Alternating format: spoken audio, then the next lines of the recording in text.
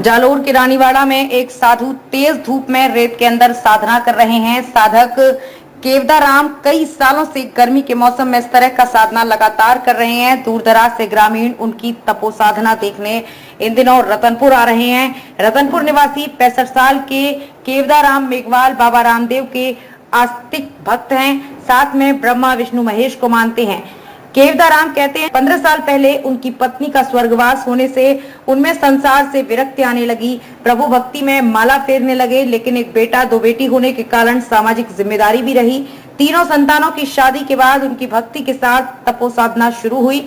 9 साल से वो गर्मी के 3 महीनों में बिना कपड़े पहने अपने ऊपर गर्म रेती डालकर 2 घंटे तक प्रभु के नाम का माला फेरना शुरू किया।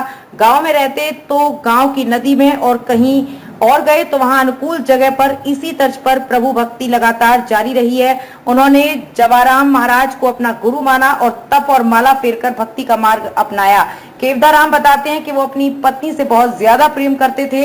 अभावग्रस्त जिंदगी में उन्होंने पल पल साथ दिया। मेहनत मजदूरी करके बच्चों को बड़ा करने में कोई कमी नहीं रखी। उन्हें असमय पत्नी का साथ छोड़कर चले जाना सहन नहीं हुआ। आखिरकार संसार से विरक्ति होने लगी और प्रभु भक्ति में मन लग गया। मीडिया की टीम रतनपुर मौके पर पहुंची और साधक केवदाराम का आधे से ज्यादा हिस्सा रेती में अटा हुआ था। माला पर तेजी से अंगुलियां तेजी से चल रही थीं। पास में काफी तादाद में श्रद्धालु भी दर्शन के लिए आए हुए थे। गर्मी का पारा आज भी 45 पार होने के बावजूद साधक केवदाराम पर कोई असर नहीं दिख रहा था। चेहरा पसीना से तरबतर था। काफी इंतजार करने के बाद साधक की साधना पूरी होने पर वो रेती हटाकर उठ बैठे। उनके शरीर से इतना पसीना बहता नजर आया जिससे रेती पर गीली हो गई थी।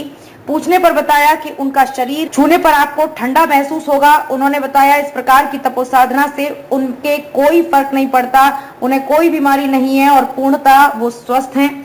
उनके पुत्र महादेव मेघवाल ने बताया कि मां के जाने के बाद उनके पिता ने भक्ति का मार्ग अपनाया। पहले वो मजदूरी कर परिवार का पेट पालते थे, अब परिवार की जिम्मेदारी उस पर है। रानीवाड़ा में हीरा घिसाई कर परिवार पाल रहा है। उनके पिता हर साल पैदल नंगे पैर रामदेवरा दर्शन करने जाते हैं। कई बार तो रामदेवरा से द्वारका तक भी पैदल यात्रा कर लेते हैं। उनकी भक्ति पर जवाराम महाराज का पूरा प्रभाव देखा गया।